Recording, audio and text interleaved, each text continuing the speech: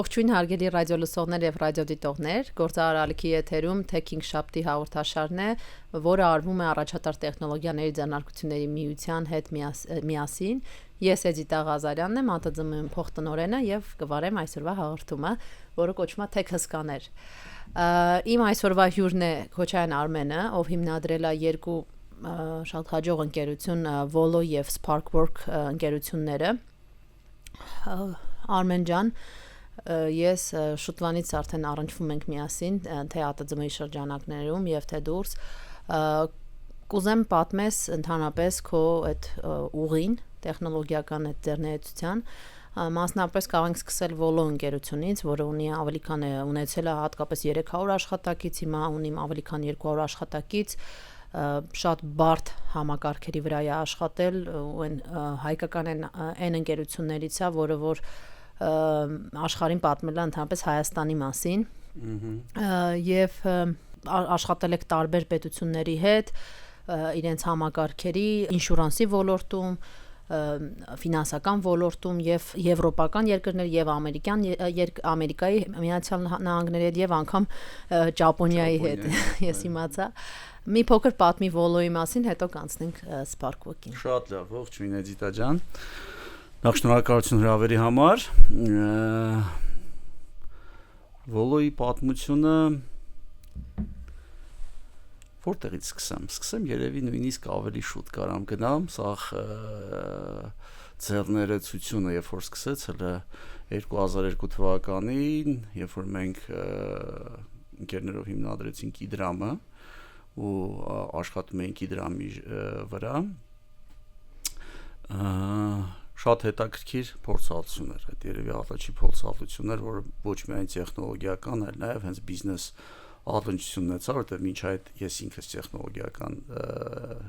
հենքից էի գալի այդ են տարիներն էր որտեղ ես հղկվեցի ավելի բիզնեսի շրջանակներում որտեղ հասկացա որ բացի տեխնոլոգիաներից նաև պետք է շփվես այլ սեգմենտի մարդկանց հետ շատ հետաքրքիր տրանսֆորմացիա էր 2006 թվականին երբ որ ինչ որ չափով արդեն դիմադրությունը մեծացել էր այդ ժամանակ հələ նոր էլեկտրոնային կոմերցիան կայանում էր մենք հասկացանք որ շատ ենք պայքարում ռեգուլատորների հետ ու տեխնոլոգիաները շատ արագ զարգանում են ու քանի որ մեր բեքգրաունդը հենց տեխնոլոգիական էր մենք հասկացանք որ ինչ որ կետի շատ ենք ուզում գնալ ծառայությունների բնագավառ նայենք ինչ է փոխում տեխնոլոգիաներում ու արագ ոնց որ այդ նժույգը վերցնենք ու արագ այդ զարգացման ճանապարհով գնանք ու այդ որոշումը կայացվեց 2006 թվականից մենք մտանք սերվիսի աութսորսինգի բնագավառ դրանից հետո մոտ 8-9 տարի ստաբիլ 30 հոգանոց թիմով աշխատում էինք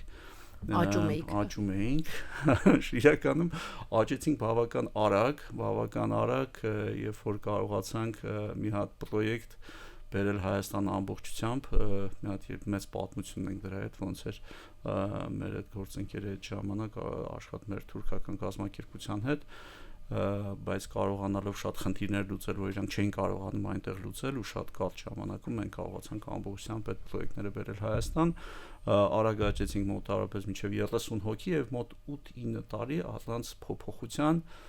մի ընտանիքի պես իրար հետ աշխատում էինք 2014-15 թվականներին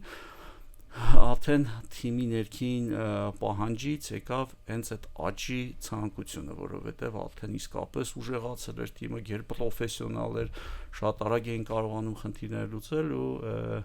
այդ տարիներին որոշում կայացրեցինք, որ մենք պետք է աճենք։ Ու այդ տարիներից հետո մենք արագ սկսեցինք արդեն զարգացնել մեր բիզնեսի զարգացման հմտությունները թիմը 300-ից ավել 330-ից ավել արդեն աճել էինք նույնիսկ այդ պատերազմի կոവിഡ്ի պերիոդում շարունակում էինք լանել հետագայում իհարկե ինչ որ խնդիրներ եկավ որ զսպվածության բերեց բիզնեսի աճը մասնավորապես դրամի արժևորման հետ կապված աշխարհում AI-ի մուտքի հետ կապված բայց ինքը Volo-ի պատմությունը պետք է ասեմ որ հենված էր հենց այն պրոֆեսիոնալ ուժեղ մարդկանց վրա որոնք պատրաստ էին իրենց հմտություններով, գիտելիքներով կիսել ու ծանր խնդիրներ լուծել։ Ու Volo-ի պատմությունը միշտ եղել է այն խնդիրները, որոնք չեն կարողացել լուծել այլ թիմերի հետ մեր 90% պրոյեկտները որ գալիս են դրանք են խնդիրներն են որոնք fail են եղել ինչ որ մի համագործակցություն արդյունքում ու եկել են վոլո որպես փրկության օղակ ասեմ ինչ ասեմ էլի ու ինձ տենց էլ ասա 100% success rate ունենք հա 100% հաջողել ենք բոլոր պրոյեկտների մեջ այսինքն մեզ մոտ չի եղել եւ մեկ պրոյեկտ որ եկել է ու բավարարված չի եղել արդյունքին չի հասել իսկ ոնց առաջացավ ես հիմա գիտեմ ուղղակի Վոլոն շատ հաջող իրոք հայկական outsourcing ընկերություններից են outsourcing այսինքն ծառայություններ էր մատուցում տարբեր երկրների թե անգամ պետական համակարգերի ես գիտեմ ոնց առաջացավ միտքը նաև ստեղծել product հա որովհետև գիտեմ հետո ստեղծվեց Sparkwork-ը որը լրիվ ուրիշ պատմություն է Վոլոյի հետ մի քիչ այդքան էլ կապ չունի ոնց այդ միտքը առաջացավ Անկեղծ լինելու համար պետք է ասեմ, որ ինքը առաջացավ սպոնտան, առաջինը 2016 թվականի ներքին պահանջից որոշվեց, որ բերեք ներսում գրենք, բերեք մենք գրենք, մեր գործընկերներից մեկը ոնց որ այդ հանձնարարությունը իր վրա վերցրեց, ասես կգրենք իրար հետ, ու մենք 2016 թվականին սկսեցինք գրել տպավորություններ որպես product հիմնականում Վոլոյի նպատակների համար որովհետև ինքը շատ մարդակենտրոն կազմակերպություն է եւ շատ տրամաբանական էր դա ներսում ունենալու ինքը մեծ էր ուներ շատ խնդիրներ այդ ժամանակ ինստիտուցիոնալ կայացման process-ներն էին գնում խորհրդատուներ բիզնեսի զարգացման խորհրդատուներ իջاد համակարգի եւ այլ շատ տրամաբանական էր ու սկսեցին գրել մոտ 2-3 տարի գրում էինք ինքը գնալով կոմպլեքսանում էր մեծանում էր արժևորվում էր այն արդյունք այն խնդիրները որ լուծում էինք իսկապես լավն էին ու ինչ որ մի կետի հասկացանք, որ այն հսկայական ծավալի աշխատանք, որ արվում է, պետք է իրան ոնց որ որպես product փաթեթավորել ու ինչի՞ չէ նաև կիսվել այդ ուժով շուկայի հետ, որ հետագայում կասեմ էլի էվոլյուցիա ապրեց։ Իրականում մենք երբ որ հետ հայաց նայում ենք, մենք իրան ասում ենք հիմնադրման տարեթիվը դրել ենք 2019 թվականը։ 2016 չենք անում, որովհետև մենք այդ մեր նախորդ Sparkwork-ի հետ կապված, որովհետև դրա նախորդող 3 տարիները ավելի մենք դիտարկում ենք որպես ինտենսիվ կրթության, փորձարկումների, խորհրդատվությունների կայացման տարիներ, իսկ 2019-ից վերցնելով ամբողջ այդ բազան, վերցնելով եւ ամբողջ Վոլոյի մեծ ուժը սարքել ծանր համակարգեր, այդ multi-tenant, անվտանգ, ամպային, ունենալով այդ բոլոր ուժը ներսում, մենք որոշեցինք, որ իրան պետքա 0-ից ոնց որ երկրորդ տարբերակը լինի, որը իսկապես պատրաստ է աշխարհի լավագույն լուծումը դառնալու։ Եվ 2019-ից կարելի ասել նոր հիմքով սկսեցինք իրան զարգացնել։ Ինձ շատ հետաքրքիր է, որ փաստացի ստացվում է դուք տեսակ ընկերությունում որն է ամենաուժեղ կողմը, ինչա ձեզ մոտ լավ ստացվում։ Ես գիտեմ Վոլոյի մշակույթն է շատ դրական է եւ մարդիկ այդ երկար են մնում ձեր ընկերությունում ու հաճույքով են աշխատում, լսել եմ ձեր աշխատակիցներից, բայց ես ուզում տրամաբանությունը հասկանամ։ Նայել եք ինչա շատ լավ ստացվում ձեզ մոտ, ինչից եք ուժեղ ու մտածել եք որ կարելի է, իսկ դա երևի հենց այդ մի քիչ որ համե պատմես Sparkwork-ը ինչ անում, արդեն այդ է էլի հենց ձեր ուժեղ կողմը եւ որոշել եք իրան արդեն առանձին որպես product դիրքավորել եւ փաստացի առաջարկել մյուս ընկերություններին կամ գերատեսչություններին նաեւ ճիշտ հասկացա։ Այո, ու եթե տեսանկյունից նայեմ Վոլոյի ուժեղ կողմը հենց իր արժեքների մեջ էր հենված վստահության վրա, հենված իրար խրախուսելու վրա, հենված պրոֆեսիոնալիզմի վրա ու երբ որ հետայացք նայում ես ու փորձում ես հասկանալ ինչի են մարդիկ երկարվում, այդ նրանից է որ այդ վստահությունը, համագործակցությունը, իրար հետ շարունակական կրթվելը, զարգանալը, դա այն միջավայրն է, որտեղ մարդիկ կապված են քո կազմակերպության նպատակներին, երազանքներին, դա հասկանալի է ու այդ ճանապարհը միասին գնում ես։ Կան լավ ժամանակներ, վատ ժամանակներ, բայց կյանքի փորձը ցույց է տալի, երբ որ դու բաց ես, ազնիվ ես ներսում, դու կարաս հաղթահարես ցանկացած ծանր իրավիճակ, որը եւ մենք որպես թիմ հաղթահարեցինք ու երբ որ հետհայացք նայում ենք դրան, նույն երբ որ սկսեց պատկորքում մասնավորապես ստրատեգիկ մոդուլների զարգացումը, ինչ է ստրատեգիկ մոդուլները։ Ստրատեգիկ մոդուլները դա երբ որ կազմակերպությունը ունի ինչ որ մի հատ երազանք, նպատակ, կարողանա այդ նպատակի մեջ ուղղություն զարգացման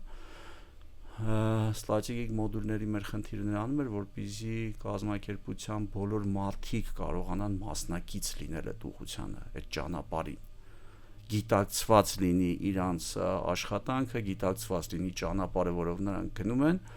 ու մենք սպարտորքում սկսելով մարդկային ռեսուրսների կառավարման կտորների ժամանակի ընթացքում էվալյուցիա ապրեցինք, որովհետև հասկացանք, որ հաջողակ կազմակերպությունները, որոնք կարող են մրցակցել եւ հաղթել համաշխարհային շուկայում, դրանք այն կազմակերպություններն են, որոնք իրենց թիմի անդամներին կարողանում են ներգրավել իրենց երազանքների ստրատեգիայի իրագործման մեջ, որովհետեւ միայն HR կոմպոնենտը, միայն արժեքային համակարգը, միայն կառավարումը մարդկային time off-ների, process-ների, recruitment-ի, onboarding-ի ինքը բավարար չի։ Դու որպեսզի լինես հաջողակ, դու նաև պետքա այդ ճանապարհը, որով կազմակերպությունը գնում է, կարողանաս կոմունիկացնել, մաս սարքել խմբի ամեն անդամի ու իրապես հաջողել միասին։ Մեզ հիմա լսում են շատ գործարարներ, այս մոտեցումը կուզեմ մի քիչ ավելի պարզ բացատրենք, հա, այսինքն միշտ մեր հայկական մշակույթում միշտ տնորենը, մաքսիմում փող տնորենը, հա, միասին նստել են, եթե կար խորհուրդ նաև խորհրդի անդամները ու որոշել են ինչա մեզ պետք, ուր են գնում, այտենց ոնց որ ընկերներով, մոտիկներով որոշել են ու հետո թիմին լինի դա 5 հոգանոց թիմ, թե 500 հոգանոց թիմ, ասվել է, սենց են կանում ու վերջ։ Դուք փաստացի փորձում եք դա ոնց որ ինչ որ փոքրիկ հեղափոխություն եք ուզում մտցնեք այդ ամեն ինչին, այսպես ասած մարտահրավեր եք նետում ու կուզեմ օրինակ հələ մի հատ ամենաիրա մեղը, հա, Spark-Work-ի ինչումն է, ինչն եք ուզում փոխեք այդ մտածելակերպի մեջ։ Ուրեմն այդ փոքրիկ խմբերը իրար հետ կարողանում են սեղանի շուրջ նստել խորհրդակցային վիճակով աշխատել, լուծումներ գտնելու առաջ գնալ, քանի դեռ փոքր ես։ Մեր փորձը ցույց է տվել, որ 30 մաքսիմում մինչև 50 հոգանոց թիմերը ունակ են դա անել ուղղակի այսպես կլոր սեղանների, մարդկային շփումների շուրջ, բայց այն կետից երբ որ կազմակերպությունները 50 հոգի եւ ավել են դառնում, իրանց մոտ անմիջապես այդ միսկոմունիկացիաների խնդրը սկսվում է, այսինքն գալիս են արդեն նոր մարդիկ, կազմակերպությունը արագացում է, նոր մարդկանց այդ նույն քանակի ժամանակային ուշադրությունը, ներգրավվածությունը անել չի ստացվում ու երբ որ բավական երկար դու թողում ես այդ culture-ը ոնց որ սկսում է քանդվել, հա, ինքը շատ ավելի դժվար է հետո փորձել վերականգնել այն հաջողությունը, որ դու ունեիր, երբ որ դու փոքր էիր ու աճում էիր։ Ու շատ ժամանակ մենք նկատում ենք, որ կազմակերպությունները երբ որ հետայացք են անում, միշտ ոնց որ սիրով են հիշում այն ժամանակները, որ հələ փոքր էին, տենց ավելի ճարպիկ էին, ճկուն էին, հիշողություններ էր եւ այլն, դա տենց է։ Բայց դա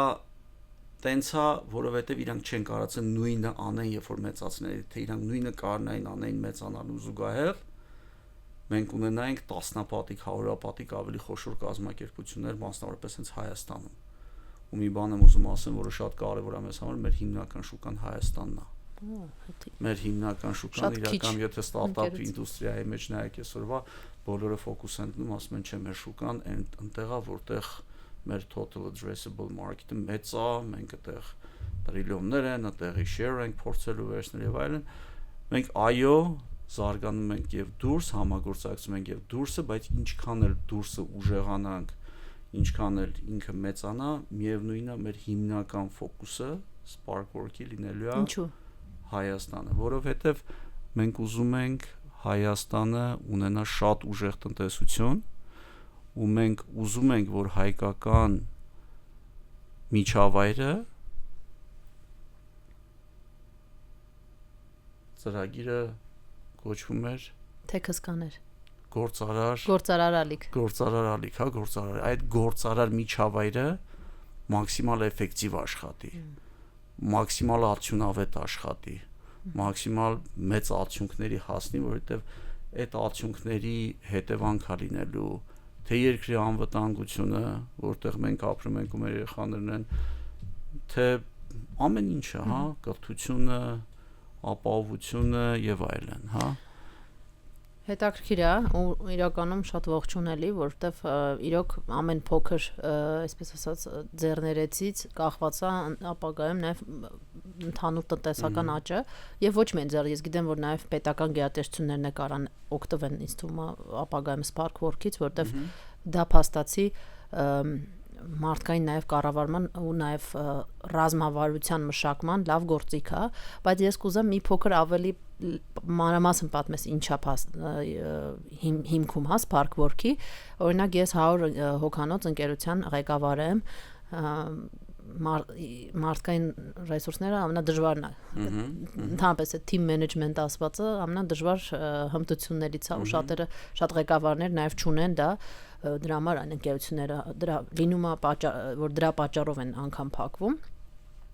ինչով է օգնում Sparkwork-ը,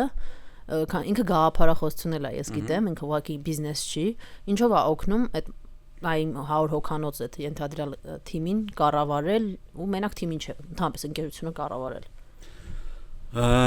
Ինչպես ասեցի, ինքը հիմնական երկու հենասյուներ ունի։ Հենասյուներից մեկը ու իհարկե երրորդն էլ արհեստական բանականության շուրջ է, արդեն որ վերջի տարիներին ձևավորվել է ու շատ արագ զարգանում է։ Առաջի հիմնասյունը դա մարդիկ են։ Մարդիկ իրենց ներքին պրոցեսներով, մարդիկ իրենց աճով, մարդիկ իրենց կարիերայի ճանապարհն անցնելով, հա, այդ աշճաններով բացանալով, դա մի ուղղություն է, որտեղ հստակություն մտցնելով կազմակերպությունները կարող են ավելի կանխատեսելի դառնալ այն մարդկանց համար, ովքեր գալիս են եւ իրեն ժամանակը դնում են այդ կազմակերպության մեջ։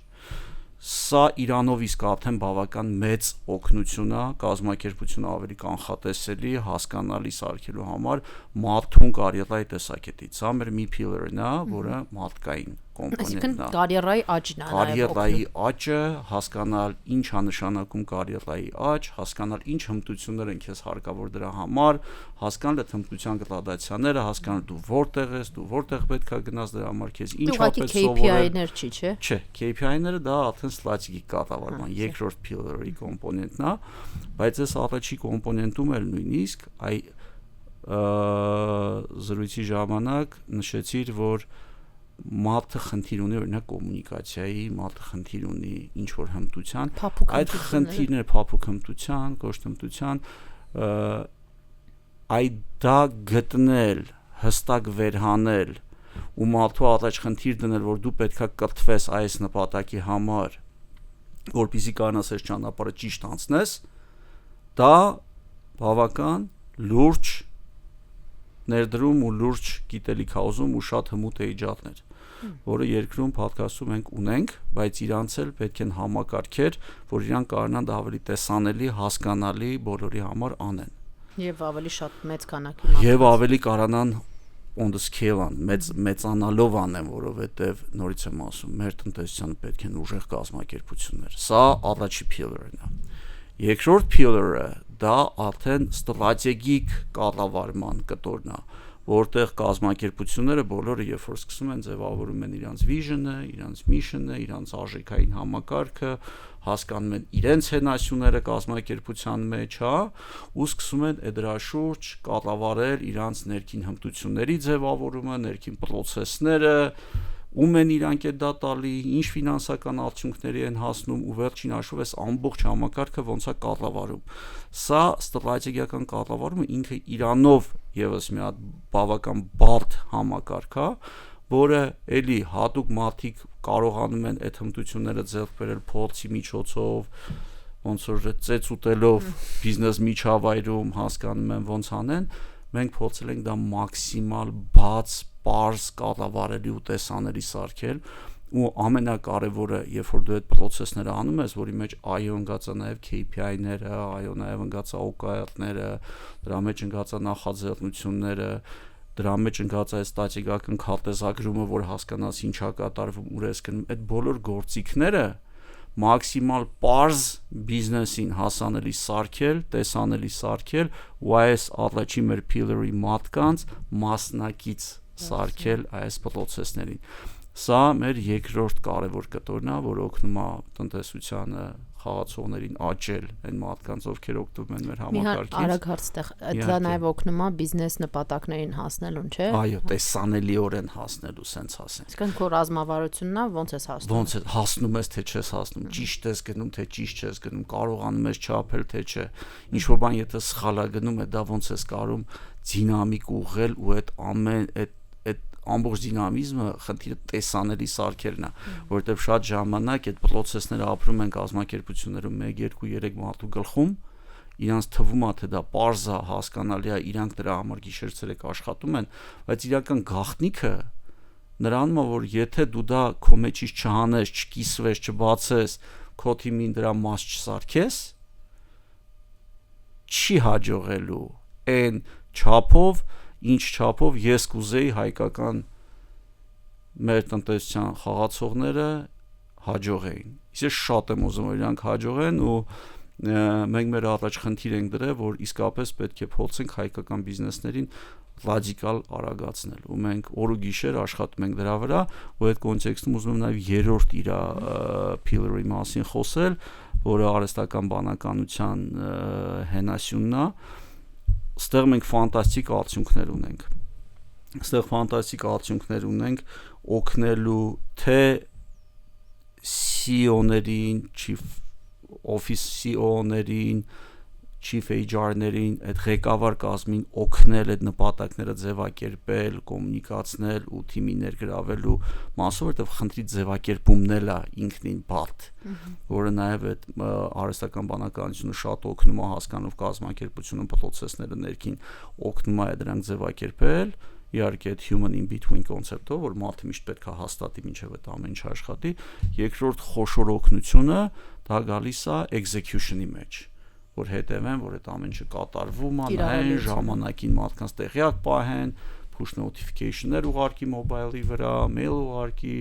ներգրավում անի, ղեկավարին տեղյակ պահի, այսինքն այդտեղ մի հատ ամբողջ ոնց որ պատկերացրեք համակարգը մի հատ օգնական ունի տնօրենը, մի հատ օգնական ունի, ես մի հատ օգնական ունի ու այդ օգնականները օր ու գիշեր աշխատում են արհեստական բանականության դեմքով, այս գիշեր-ցերեկ աշխատում են այս օգնականները ու բացի այնից որ իրանք հսկայական ակսելերացիա են անում կազմակերպությանը, իրանք մի 50% այս ամեն մարդու ժամանակ են խնայում, որ կարան ավելի կենտրոնանան, ավելի լուրջ, մեծ խնդիրներով զբաղվեն։ Հետաքրքիր է։ Շատ, ես անվերջ կարամ խոսեմ իր մասին, ինքը իսկապես շատ հետաքրքիր է։ Նամանավանդ այս տարի մեր մոտ մեծ հաջողություններ ունենք այդ ստրատեգիկ կառավարման մասով աճելու ուժեղանալու, եկող տարի հիմնական ֆոկուսը մեր լինելու է արհեստական բանականության գործիքների կիրառականությունն ու ուժեղացումը, որը կարծում եմ եկող տարի մեր այն breakthrough կետերից է լինելու, որից հետո մենք իսկապես կարողանալու ենք ասել կազմակերպությանը վերցրա ու կտեսնես ինչ ացի, նպատակին հասնելն է լինելու մեր նպատակը։ Իսկ իր նպատակին հասնելը դառնա մեր նպատակը, որովհետև արհեստական բանականությունը մեզ կարողանում է օգնել ամբողջությամբ մտնել բիզնեսի կաշվի մեջ ու իսկապես կարողանալ այն խնդիրները լուծել, որը ինքը ունի։ Մենք հասնում ենք այդտեղ արդեն։ Ձեզ մեծ հաջողություն եմ աղթում։ Հիմա տարիների ընթացքում մի բան է փոխվել, այսինքն առաջ տեխնոլոգիական ընկերությունների ծառայությունները շատ թանկ էին եւ որ ինչ-որ չափով նաեւ անհասանելի փոքր եւ միջին բիզնեսների համար հատկապես, անգամ կային մեծ բիզնեսներ, որոնք չէին օգտվում տեխնոլոգիական ընկերությունների ծառայություններից ու նաև պրոդուկտներից, բայց գնալով այդ ճեղքված, այսինքն գին ավելի մատչելի դարձավ, ավելի հասանելի այլ տրադիցիոն բիզնեսների համար ու այդտեղ ոնց որ արդեն առաջարկ է ձևավորվում։ Ինչ ես կարծում, որպես այտենց երկար տարիներում այս ոլորտում ձեռներեց գործարար, ինչ կարա հիմա մեր տեխնոլոգիական ոլորտը առաջարկի գործարար տրադիցիոն ոլորտին, այլ ոլորտներին, ինչով կարանք մենք մաքսիմում օգտակար լինենք իրենց համար։ Հասկացա, շատ լավ հարց է։ Ճիշտ է։ Մասնավորապես արհեստական բանականության վերջի գործիքները աննորմալ արագացրել են process-ները։ Աննորմալ արագանալը process-ների, երբ որ մի հմուտ մատը կարողանում է 5 անգամ ավելի շատ կոդ գրի ու low code, no code-ներով շատ ավելի պարզ process-ներ, որոնք ժամանակին ծրագրավորման հմտություն շատ ուժեղ հմտություն չունեն, քանի որ սկսել է բավական արագ ակտիվանալ, տեխնոլոգիաների ադապտացիան զգալի մեծացել է, զգալի էժանացել է, ու հեսա երևի այն երազանքն է, որը մշտապես մենք ունեցել ենք ԱՏԾՄ-ով, փորձել ավելի համագործակցել ոչ տեխնոլոգիական ոլորտներին։ Միշտ փորձել են կատարապետությունը դնել որպես ատաչի շահառու, որը տեխնոլոգիաները ադապտացնում ու կիրառում է, ընդ որում իմ կարծիքով բավական մեծ ատաչ ընթացում նաև պետությունը,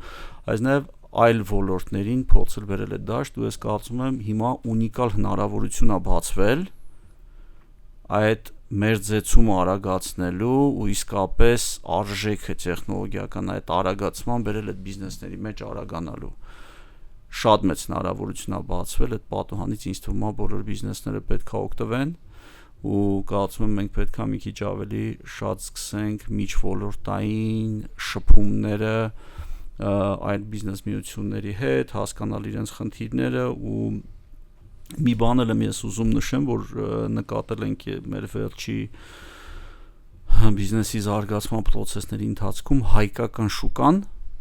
որը մինչ այս թվում էր ոչ գրավիչ, որովհետև հիմնական կապիտալը մեր բիզնեսի դեպքում կարող եմ ասել, որ գալիս էր 50%-ից մի քիչ ավելի Միացյալ Նահանգներ, 40% Եվրոպա ու մնացածը UK, շատ փոքր Ճապոնիա, Հայաստանը կարելի ասել շատ փոքրիկ էր նույնիսկ տոկոսի հասնելու։ Այսօրվա դրությամբ մենք նկատել ենք, որ հայկական իրականության բիզնեսները արդեն աճել են այնքան ու այդ արագությունը, որով կարողանում ես արժեք ստեղծել, այնքան է մեծացել, որ ներքին համագործակցությունները սկսել են բավական հետաքրքիր դառնալ։ Այս ատաչի սիգնալները մենք այս տարի արդեն զգացել ենք, ունենք արդյունքներ, ունենք համագործակցություններ ու ինչքան շատ ենք ավելի փորձում հասկանալ պատճառները, ես ուզում եմ ասեմ, որ բացվում է այդ պատուհանը ու պետքա բոլորս խելացի իրան օգտագործենք։ Դու երկար, ասում եմ, քո կյանքի երկար տարիներ հենց նվիրել ես այդ ռազմավարական տեսլականին ու նաև ԱՏԾՄ-ում որպես երկար տարիների խորհրդի անդամ միշտ օգնել ես մեզ կերտել, հա, մեր ռազմավարությունը, ասոցիացիայի որպես երկիր, այսինքն երկիր, հետո բիզնես, եթե իջնենք տարբեր շերտերով, ինչի է կարևոր ունենալ ռազմավարություն, լավ ռազմավարություն, ասացիր մի քանի տեսակ կա, որ ուղղակի տնօրեններն են գրում, կա որ, բայց երկրի դեպքում ոնց որ արդեն ավելի դժվարանում է դա։ Որտեղ է այդ կարևորությունը ունենալ լավ ռազմավարություն։ Ամենակարևորը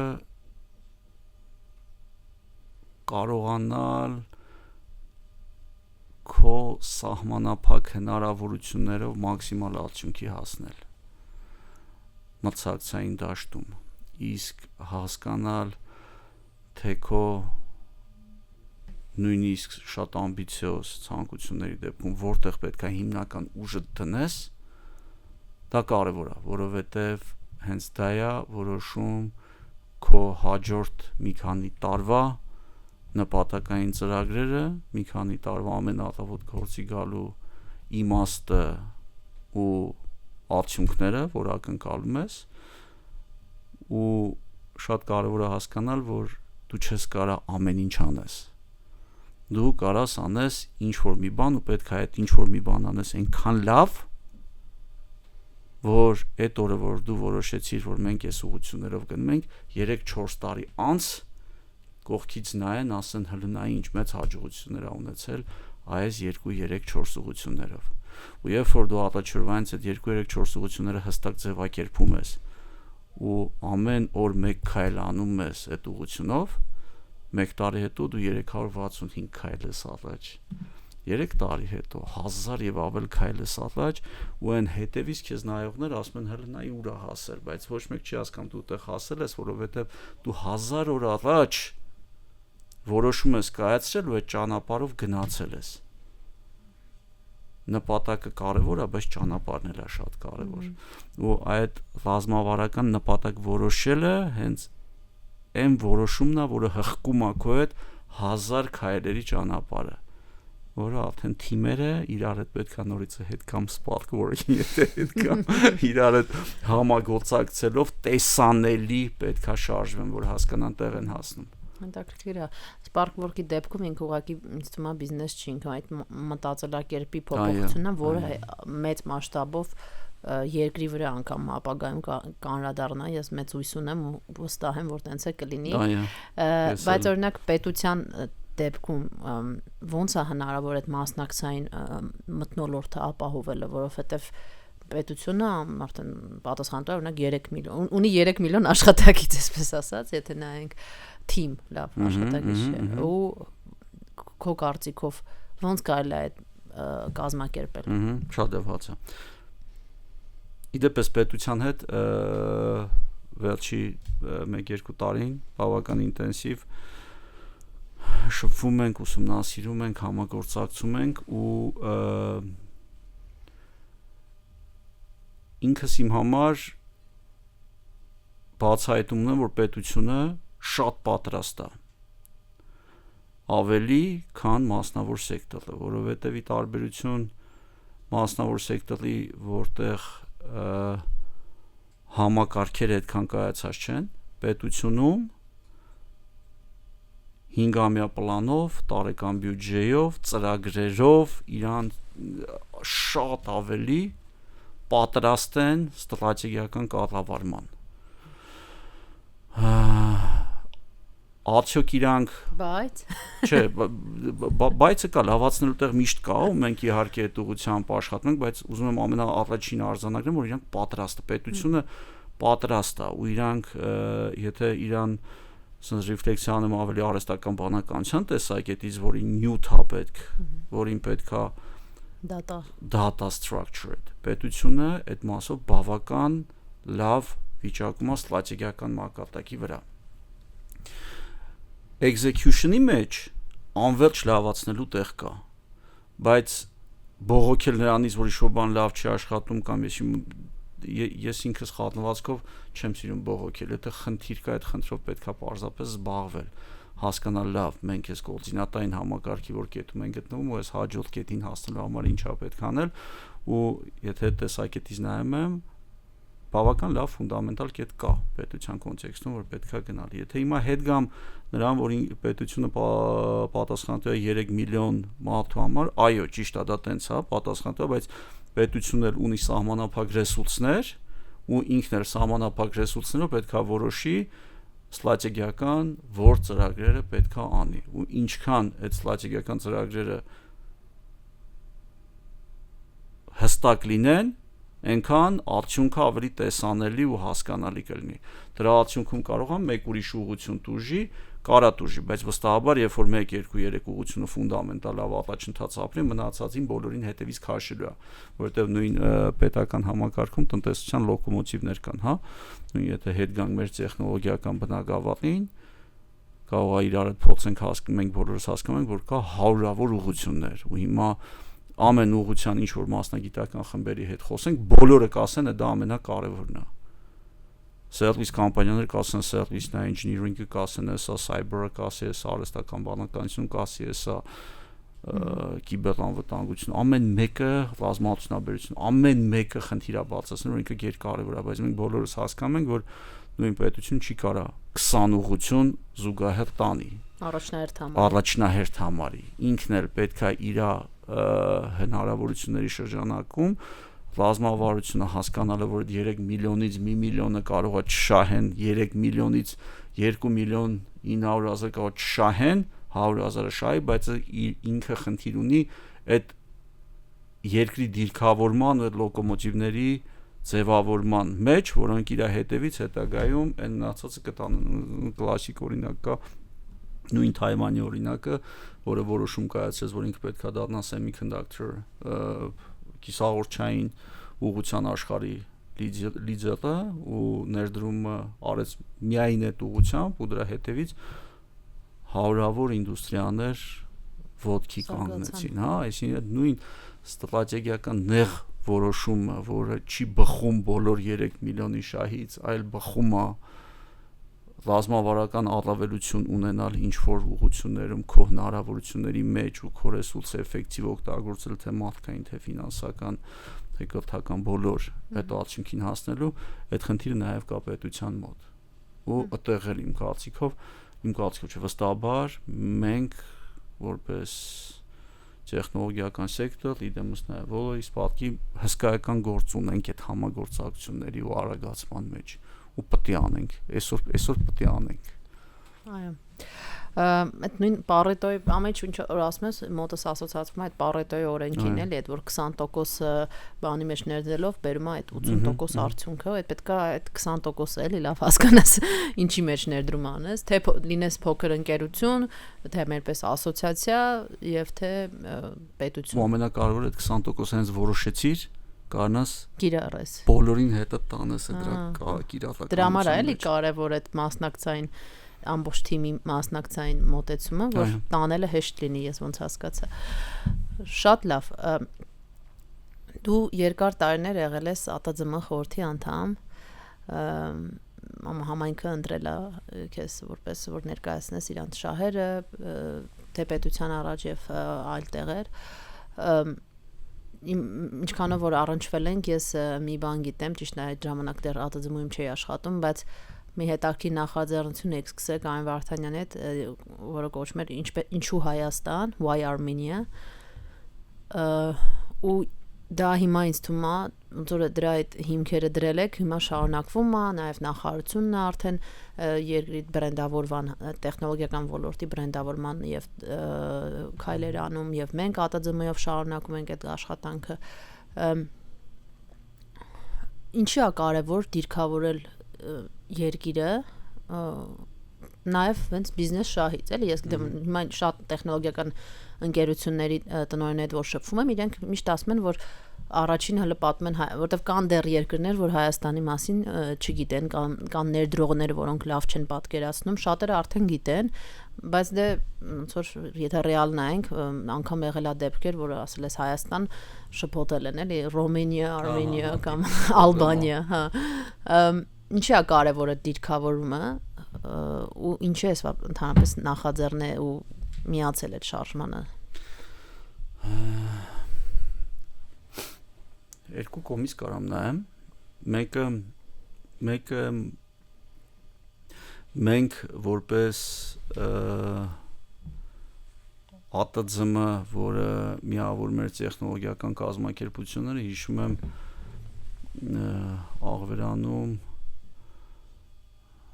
ատանց փոխկապների ֆորմատ ունենք, հավաքվել ենք ու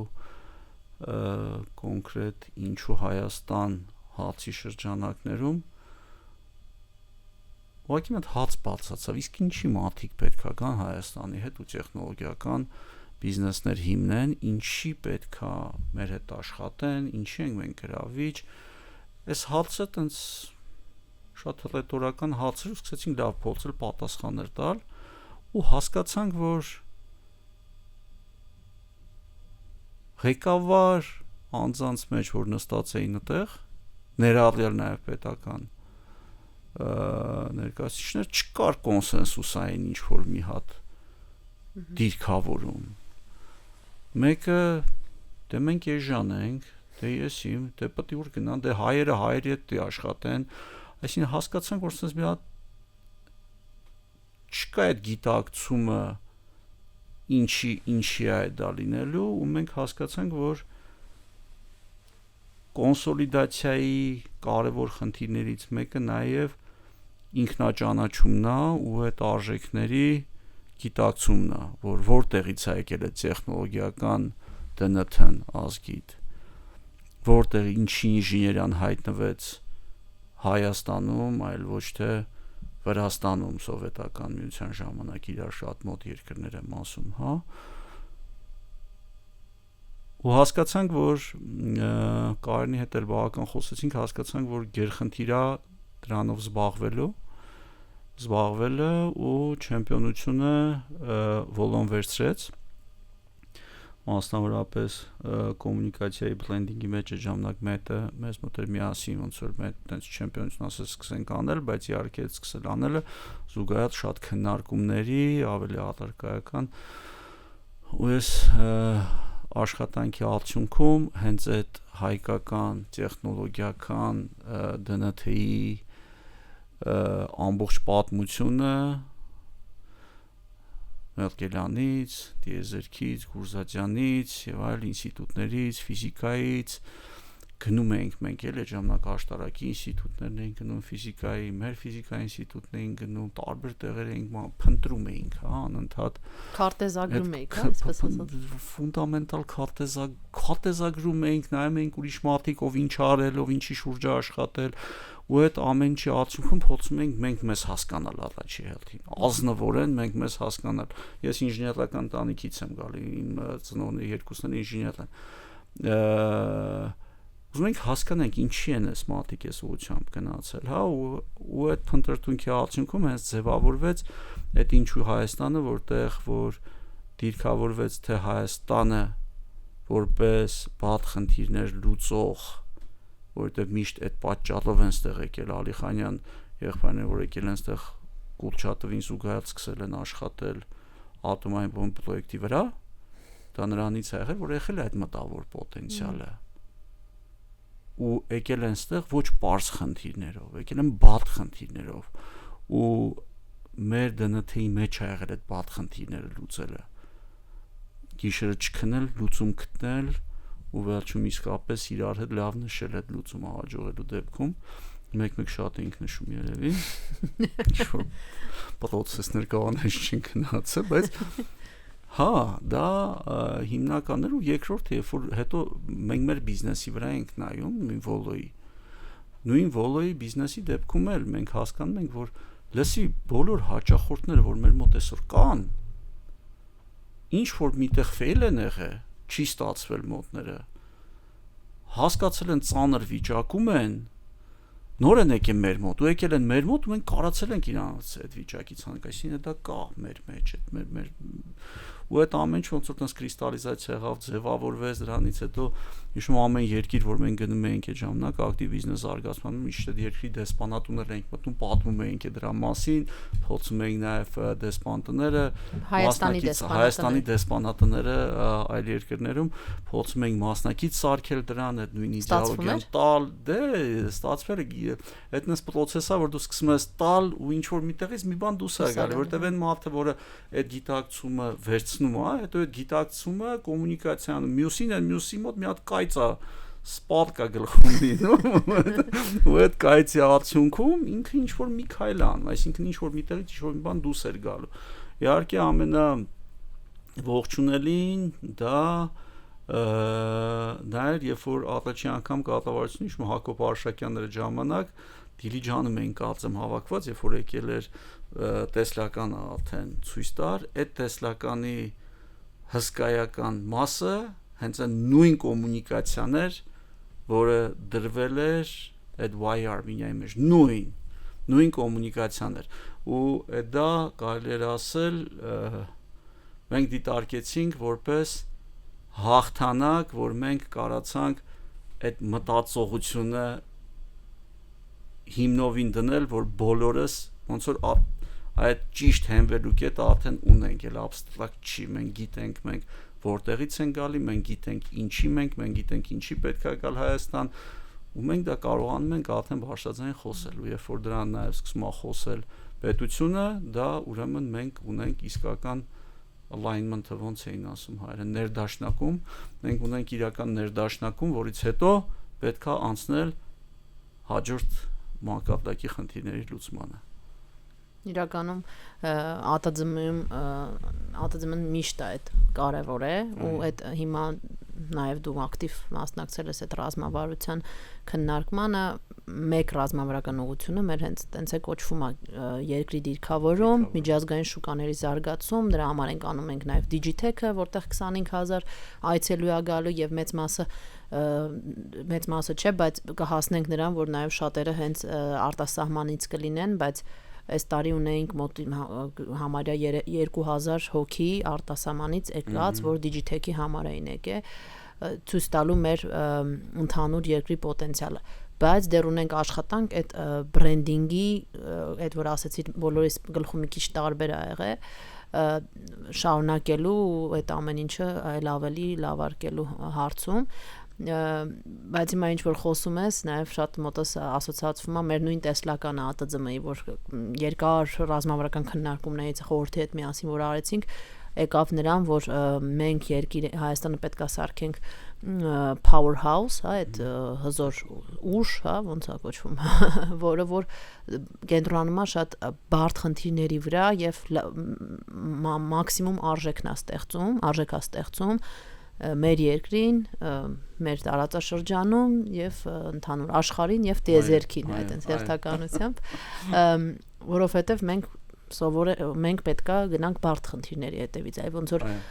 Վոլոնատ գնացել, մենք մեր միսիան, մեր տեսլականը եւ առաքելությունը այնա, որ ասոցիացիան փորձի այդպիսի ընկերություններ շատացնել, լավ օրինակներ ցույց տալով եւ անգամ որոշ դեպքերում ձեր միջոցով տարբեր ընկերությունների ղեկավարներ տարբեր ոնց որ ուղղություն են օգնում զարգացնել, բայց կհասնենք տեղ այն ժամանակ, երբ որ արդեն ձերպես ընկերություններ շատ լինեն ու այդ շարունակական աշխատանք, ու այդ աճը կա, պրոգրեսը երևում է։ Ես կարծում որ ԱՏԶՄ-ն շուտով նաև ինձ թվում է կսկսի միջազգային շատ խոշոր հետաքրքրություններ կայացնել, ես ակնկալում որ հայ մասնակցություն ունեցող կազմակերպություններ նաև կգան կանդամակրվեն, որը կօգնի այդ միջավայրի ձևավորման շատ խնդիրների, նաև համագործակցությունների, հայկական բիզնեսները Հայաստանում եւ դուրս, ես վստահ եմ որ Digitech-ը ավելի կմեծանա, որովհետեւ այդ համագործակցությունների արդյունքում այդ ավելի diverse տարբերվող կազմակերպություն, տարբեր կուլտուրաներից միջավայրից կհանդիպեն միտեղ, ինքը սկսեց ոնց որ Հայաստանի դիրքավորումը ցույց տալու համար Digitech-ը հայկական սեգմենտում, բայց ինձ թվում է հեսա տարիների ընթացքում ավելի միջազգային կազմակերպություններ կգան, հայկական մասնաբաժիններով ընկերություններ կգան ու համագործակցություններ չեն կարող իրանց լավ արդյունք չտան, շատ է ուժեղանալու, Վերջին հարցս, այ քանի որ շատ ես եղել արտասահմանում ու հենց աշխատել ես ոնց որ ասացի մոտ 50%-ը ամերիկյան ընկերություններ, եվրոպական ընկերությունների հետ, հիմա կուզեմ դու պատասխանես այդ հարցին, ինչու Հայաստան, ու փորձես այդպես շատ կարճ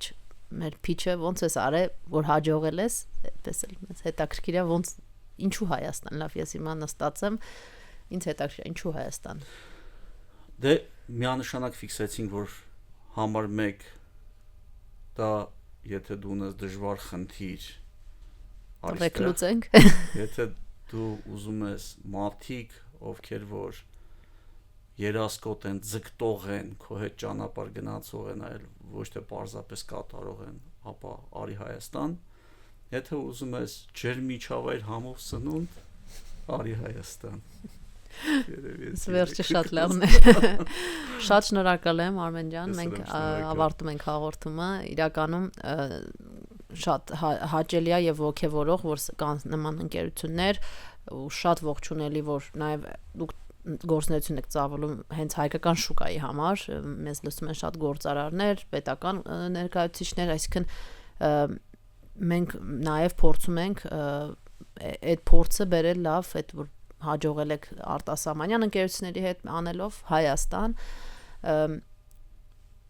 ձեզ միայն հաջողություն եմ մաղթում։ Շնորհակալություն։ Այո։ Շնորհակալություն։